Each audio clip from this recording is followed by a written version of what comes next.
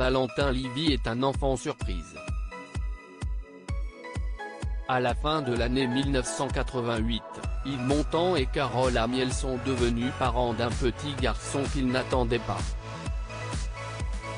Amoureux depuis des années, leurs 39 années d'écart ne leur avaient jamais donné envie de faire un enfant. Et pourtant, Valentin a changé leur quotidien. Je sais que je n'étais pas attendu. Pas du tout. Mon père avait son âge, ma mère ne l'envisageait pas, ils n'ont jamais pris le temps de réfléchir. En fait, ils n'avaient pas du tout prévu d'avoir un enfant, confie le jeune homme dans les colonnes de Nice Matin.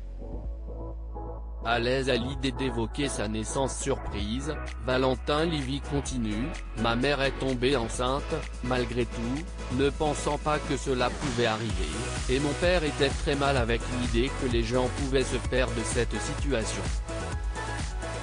Ça le gênait beaucoup.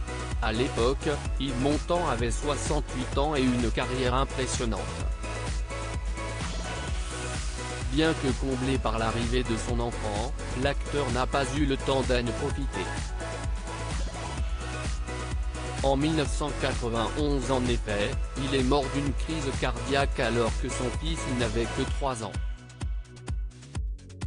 Si est toute la difficulté que j'ai avec mon père.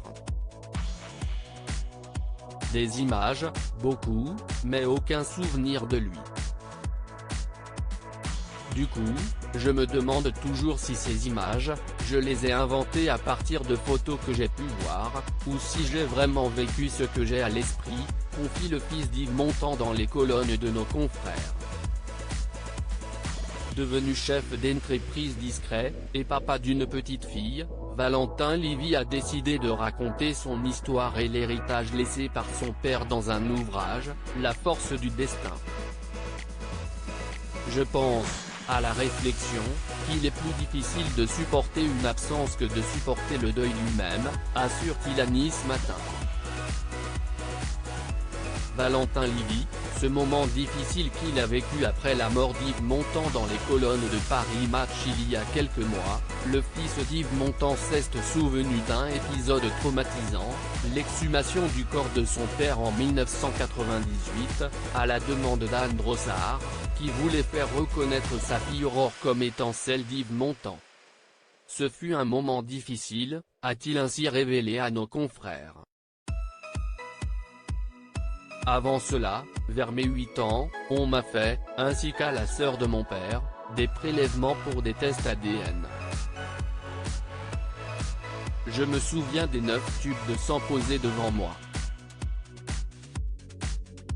Et si son test était positif à plus de 99%, celui d'Aurore Brossard ne l'était qu'à 1%. Mais sur les conseils de leur avocat, Gilbert Collard, membre du Rassemblement national aujourd'hui, les Brossard ont voulu faire exhumer le corps de mon père, ajouta-t-il. Les tests pratiqués à ce moment-là ont prouvé une nouvelle fois qu'elle n'était pas sa fille.